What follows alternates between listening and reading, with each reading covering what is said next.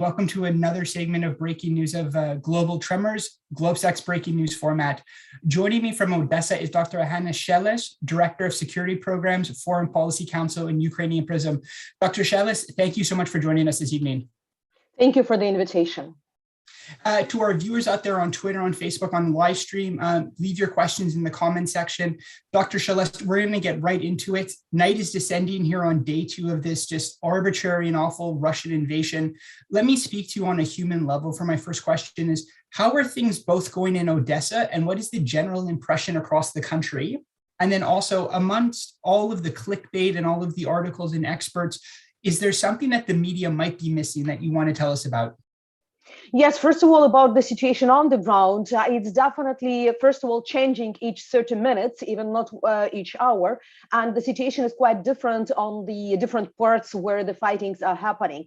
Odessa is suspiciously calm since morning, but the streets are empty. It's something like you have Sunday, 6 o'clock in the morning, and we're talking about the mid of the working week. So people are definitely nervous and trying to hide in their summer houses or somewhere not to be near the critical infrastructure. But at the same time, we know that the seaport been targeted. Just today, 2 foreign ships that have been stationing at the anchorage near the port been bombed. One of them is under the Panamanian flag, another one under the Romanian flag. And yesterday we had quite a heavy shelling, but luckily none of them fall in the city. So the city is on the high alert, and we feel it everywhere. In Ukraine, the situation, excuse me, a little bit different. My friends in Chernobyl, so it is the city on the north of the country, just behind Kyiv. All my friends and colleagues spent this day in the bomb shelters because they were very heavy shellings and very heavy fighting in different parts of the city. The same is in Kyiv. You heard all this news, the same in many others. And the worst news came in the evening from the town of Akhtirka. It is a very small town, but the Russian missile targeted the orphanage with 50 kids inside. So we already have reports about killed kids over there, and you understand and it is not the first civilian object being targeted by the Russian forces. During the day and yesterday, many civilian buildings being targeted in Kyiv, so just in the capital. When you say about the international community and international media, our biggest problem, as I see it now, that Russians started to spread the information that Ukrainian armed forces are not fighting. That it's something like we are demoralized, or that we have difficulties. That really looks odd, and we understand that that is psychological operation, psyop happening, because it's not only that the armed forces are fighting, the territorial defense officers have the huge lines in all cities. You can just see how hundreds and hundreds of men and women are staying in the lines to join the territorial defense. And also, just yesterday, just saying one day, one of the charities that supports the armed forces received almost 2 million euros of private donation from the Ukrainian citizens. So that definitely is demonstrating that Ukraine is not going to surrender, or that Ukraine is demoralized. Well, Dr. Shelest, I mean, for us here, in Slovakia, Austria, in the western part, I mean, nobody can really fathom what you're going through. For everybody joining us right now, Dr. Shelest has sort of just outlined the different pockets of feeling a strange calm right now in Odessa, and obviously fierce fighting on the outskirts of Kyiv, and obviously sort of the rundown of the operations with the foreign troops moving forward. Dr. Shelest, you alluded to it very basically, and we spoke about it before going on air, but, for everybody out there who might not be familiar with the very famous city, the port city of Odessa, it's often described as the freest speaking Russian city in the world. So Dr. Shelest, this isn't Lviv, where it has a very strong Western influence. It was part of the Habsburgs Empire. Now that you're there, we've been hearing a lot from other people from Kyiv. What has the reaction been to Russia here? I mean, has it been one-sided, or has there been some sympathy, as a lot of the propaganda had alluded to moving forward? First of all, about the Russian speaking, that is one of the interesting myths of the Russian Federation, who decided that all Russian speakers should be pro-Russian, and especially pro-Kremlin. It's absolutely not. The Russian speaking, especially of the older population, it just happened because of history. So I'm 41. You can imagine when I've been in the high school. So at that time, in the city of more than 1 million, we had only one Ukrainian school. So I had more classes of English than of Ukrainian when I've been in the high school. And it's just happened. And it doesn't have anything with the Ukrainian identity or even in general identity in the city, because it's very multinational. We have big communities of Polish, Jewish, Georgian, Chechen, Bulgarian, Moldovan. It's the crazy mix here, and you see it from the history of the city pretty well. And that is interesting because the most popular joke in 2014 in the city when that two old Jews are talking like, oh, I'm afraid to speak Russian. Why? Ukrainian nationalists would come and kill you? No, President Putin would come and protect me. So you can imagine that that is the mood in the city since that. Yes, unfortunately, we should be honest. It is some part of the population in Ukraine who, before this war, being quite a pro-Russian. They remember that it was more of the Soviet nostalgia or the connection with the Russian Empire in terms of culture, theater, ballet, so all these type of. Some politicians been very pro-Russian. Some of them escaped to Russia very briefly. And we know that the voting in the city council has been very difficult a few days ago in support of the territorial defense. But at the same time, we see how the moods are changing with all these developments, because a lot of people just open their eyes that your Russian language or your love to the Russian classical ballet has nothing with the real politics and protection of the city. And even our mayor that previously been sometimes also accused in a little bit soft to Russia sentiments, immediately took very strong position and very clearly said that Russians will not be welcome here. Well, Dr. Shelest, again, even in the short time we've been speaking already, what an amazing statement to get for all of our viewers out there, and for everybody watching. It's super important. Russian speaking does not mean pro-Russia, so I'm really glad you were able to clarify that. In your earlier comments, Dr. Shelest, you had alluded to sort of the psyops, the psychological ops that the Russian propaganda machine was running, and we spoke about that yesterday. How coming in the early hours about sort of how Ukrainians were giving up, they were putting down their arms and joining, when in fact it was the exact opposite. Where you had very famous, I think it's the Wall Street Journal reported about a Russian tactical unit who turned themselves in. So obviously not fighting, trying to demoralize it. I don't think there's any confusion at the upper echelons of the Kremlin that Ukrainians are willing to die, to protect their land. And that really brings me to my next question about leadership. President Zelensky is a former Canadian and a former actor. A bit of a surprising outcome how he removed Petro Poroshenko, very successful businessman, chocolate baron, however you want to put it. Yesterday, President Zelensky spoke with EU leaders, and he was defiant when he spoke at the MSC. So from your perspective, Dr. Shelest, how are you ranking, President Zelensky's leadership right now, especially against this very frightening backdrop of sort of a decapitation strategy and the removal of the government? First of all, it's quite an interesting. We expected that Russians, or at least the Russians, always said that they knew us very well. But the problem is, it seems to me that they really underestimated. They were so naive that they, in all statements, you can hear it now from the soldiers that have been captured to the politicians, they were sure that Ukraine is going to surrender. And this assurance, on the one hand, being exactly because they saw the president of Ukraine as a weak person without any political or military experience in the past. The reality turned completely different. First of all, the President Zelensky, and it doesn't matter you voted for him or against him, all politicians united around him. And he's really working very hard. And now we can say that it's not just much better than we expected. That is really something tremendously good comparing to his background.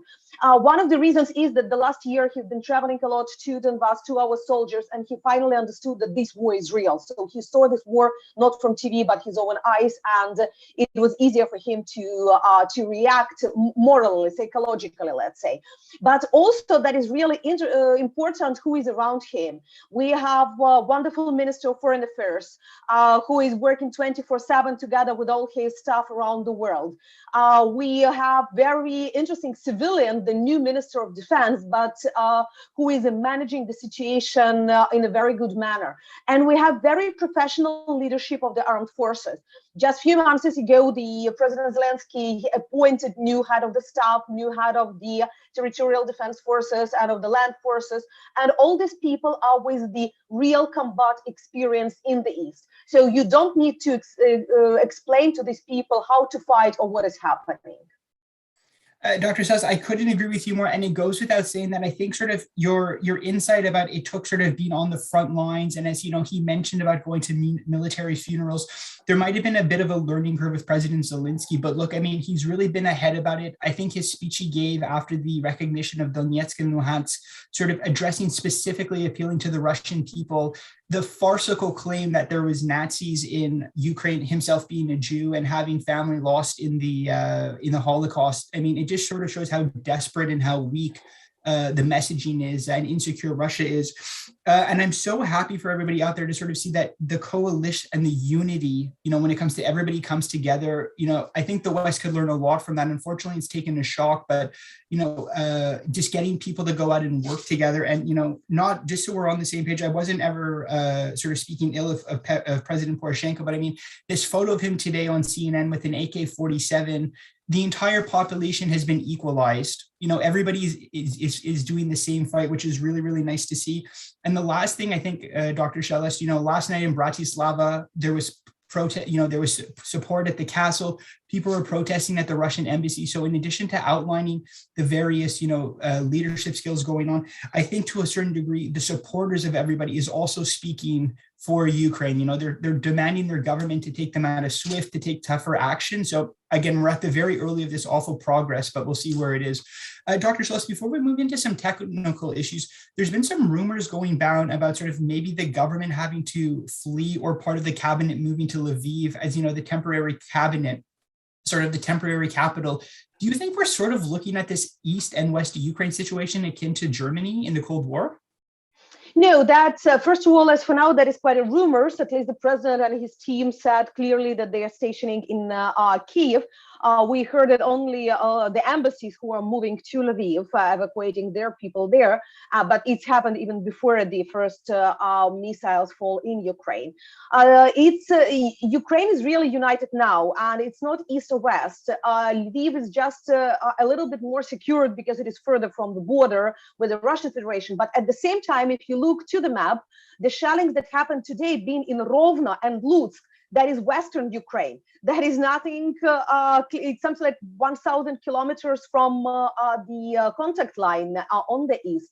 And they targeted the aerodromes, they targeted the civilian objects, the energy stations. So Russians really don't care about the east or west. They're targeting as much as possible, or where we have the critical infrastructure and the strategic objects and military bases. So I can't say that Lviv now is the most secure place. There is no guarantees for this anymore, especially considering what types of the weapons Russians are using against us. Today, they use cruise missiles, for example, with a range of more than 500 kilometers. We also, several other like Hurricane system also, it's 570 kilometers, if I'm not mistaken, for the range, and even more. So considering that they're shooting us not only from the Russian territory, but also from the Belarus territory, and the helicopters and airplanes are starting from the territory of Belarus today, it's very close to Lviv. So unfortunately, as for now, you can't say where you're safe in Ukraine. Dr. Shelest, you couldn't be more, just returning quickly. I mean, and it's so great to see somebody in Odessa who's on the front lines that, you know, President Zelensky is going to die. You know, in his case, he's going to lead there. Speaking to EU leaders there, he said, you know, it was reported before we got on air that he told them that this might be the last time you see me alive. So, I mean, at least from a leadership perspective, that sort of shows that, you know, your leader is as good as the task you're willing to do. And I couldn't agree with you more about Lviv. You have a huge quadri of journalists who are in Lviv right now. And, you know, just when they were on air, you had air sirens going off. So, I mean, just because you're in Lviv doesn't identify, you know, doesn't guarantee any sort of safety or security. Dr. Shelest, let's shift to some something more your bread and butter as a security expert. The prospect of more urban fighting looms in the future. Ukraine is a massive country. They're not going to be able to sort of defend it with the scarce resources. What do you think the day-to-day life will be like sort of as we go more into urban fighting? They're seeing photos on Twitter, sort of door-to-door combat a little bit. So what's your assessment from it going from an open and professional military combat to in the streets, city to city guerrilla style fighting? It is already happening. If you see the pictures and videos in the public today from Kyiv or Chernihiv or Sumy, it's already happening over there. For example, just the small anecdotal almost situation, Russians managed to come to Kyiv from one of the sides, and they were just few cars of them, but they've been stopped by the regular guys whom we usually think about, like it's not a band, but something like of that type of the guys with a not a good reputation in the regular life. And they just stopped and beaten Russian soldiers who've been there. In another case, we saw how Ukrainians just put the Molotov cocktail to one of the cars being crossing by. So that is already happening. And we see how the territorial defense is closing the bridges in Kyiv. And you understand that Dnieper is extremely wide river, and the bridges is very important object. Ukraine needed to blow several bridges, smaller bridges near Kharkiv, near Genechink, so in east and south. But in Kyiv, to blow the bridge would be just a disaster. So we need to protect the bridge as much as possible. And we see these actions happening. So the urban fighting is already happening. Not successful for the Russians, I would say, because one of the main reasons they are not welcomed. The second is that they are trying to avoid some of the big cities. They're trying to go either by the suburbs or the villages. And it looks like they're trying to get as close as possible to Kyiv. So for them, it is important to surround the capital of the country. That's why they are fighting only if they are stopped. Dr. Shelest, thanks for it. I mean, obviously the call that came out, unfortunately, as this refugees has begun, the Interior Ministry of both Poland and Romania and Hungary reporting just huge numbers of young women and children already entering. And, myself, if I was Ukrainian, I wouldn't have the right to leave the country right now based on the conscription where every young man now is sort of military eligible to participate. Thank you for breaking that piece of news about the Molotov cocktail already going out. We had seen, the call to go out for it. And then just the crowdsourcing of guerrilla expertise, where sort of saying, if you're a cyber hacker, join us. Because this is another part of the strategy that we haven't discussed on the global tremor or otherwise, so we can get to that later. And of course, sort of the choke point, we saw reports in Oblast, in the Oban Oblast, where they've blown up the bridge to try to slow the movement of material inwards. But it goes without saying, do you think that this profits or is a tactical advantage for Ukraine now that it's in the streets, seeing that they'll be able to maybe, wage a more lethality war against them? And that, that video you referenced about them sort of taking out the Russians already, they stuck out like a sore thumb, right? So, what do you think on how this is going to go? Ukrainian armed forces are trying not to allow the Russian invaders to be in the big towns because they understand the level of casualties that it can bring. So Ukrainian armed forces are trying to protect the suburbs as much as possible and the roads, so not to allow these forces to come to the cities. Doesn't matter, we are speaking about small Chernihiv or big Kyiv. And that is the clear understanding what does mean the urban fighting, because we had this urban fighting on the east in 2014-15. And in general, Ukrainian cities are quite packed. Yeah, it is not that small, narrow streets as in Bratislava, but still it is predominantly at that part, it is the old towns where each of the tanks, one shot, and it can destroy a lot of the buildings and definitely the people's lives. That's why in case we can avoid it, as far as I see now, the armed forces are trying to avoid it as much as possible, any kind of the fightings in the city. Well, let's shift out of the city and let's go to a place that might be as dangerous before we end off here, Dr. Shelest.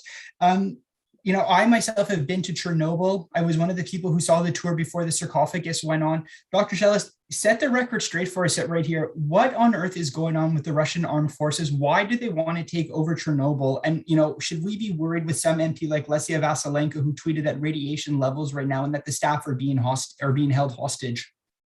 Yes, what Lisa tweeted, definitely follow, because she's in the climate committee. So she's a very famous environmentalist lawyer. She knows all the substance very well. She's following the situation.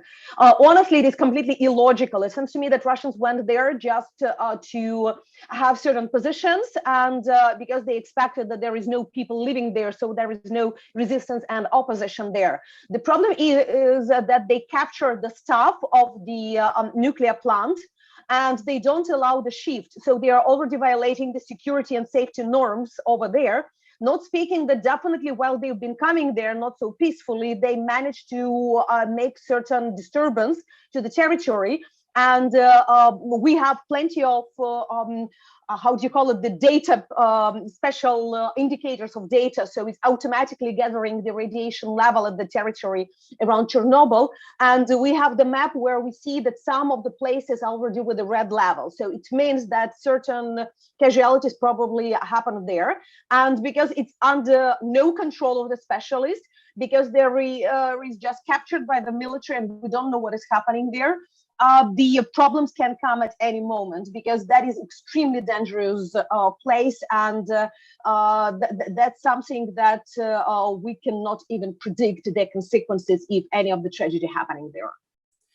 Dr. Shelest, thank you for it. And for everybody watching Global Tremors right now, I mean, I think that's a huge piece of news that you've just broken again for us, Dr. Shelest. I haven't seen that anywhere, that like while they've been taken hostage, they're also not allowing any shift change. So, you know, you have highly technical workers working overtime under pressure and duress, and obviously there's a high room for accidents. And let me tell everybody who's, you know, watching right now, I mean, walking through Pripyat, it is nothing short of haunting to see these towns that have been cleared out and old Soviet, you know, propaganda books and how nature has just taken over. So, you know, when the New York Times ran that report about how there had been a very light force to protect it, even the wildest person was like, you know, what on earth would they be doing to get there? But, you know, there's no bottom to the craziness of President Putin. And, you know, he's not well. He's not well right now.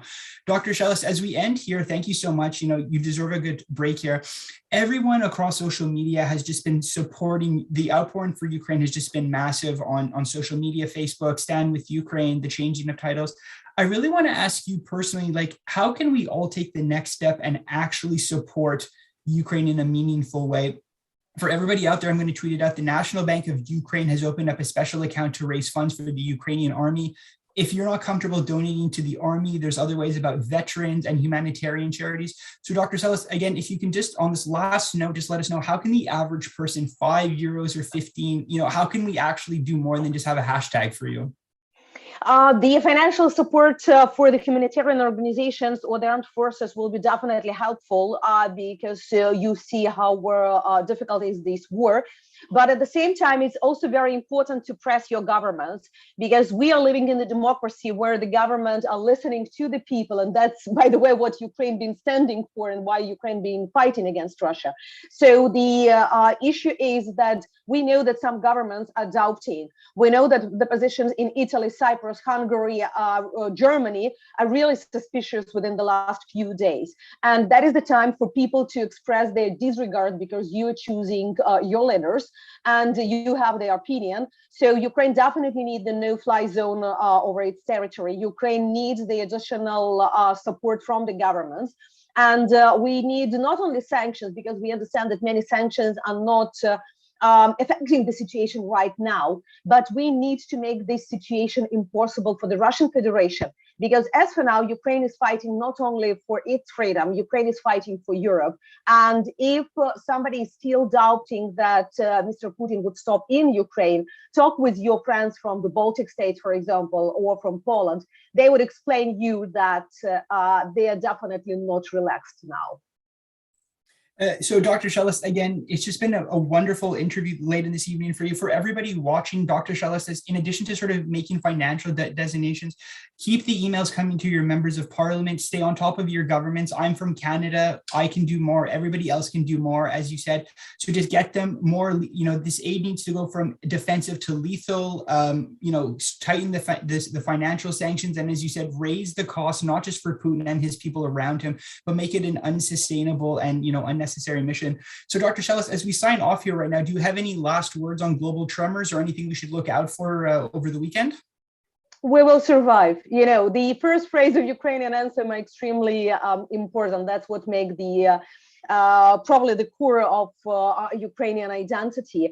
And I hope that next week we will be able to speak with you about the new page of European history, something much more positive. And just follow the trusted news and try to check in the social networks if somebody is spreading disinformation, because these operations are happening, and everything in your hands to report these cases, because Facebook already initiated the special team that is 24/7 monitoring for the disinformation in their social network. Well, Dr. Shelest, we're going to let you go right now for the moment. So again, you know, this optimism that you're bringing under tough times, it's a heroic act for everybody, and you're really setting the example. So for anybody out there not in Ukraine having a bad day, please take stock of what it is. We're going to be going from Odessa to Washington at 7 p.m. CET, talking to Jim Townsend on the next episode of Global Tremors. So Dr. Shelest, dobre večer, dobre noc. Thank you so much for joining Slava Ukraina, and we look forward to seeing you again on Global Tremors. Geroyam slava, stand with Ukraine. Goodbye, everybody. See you soon. Bye.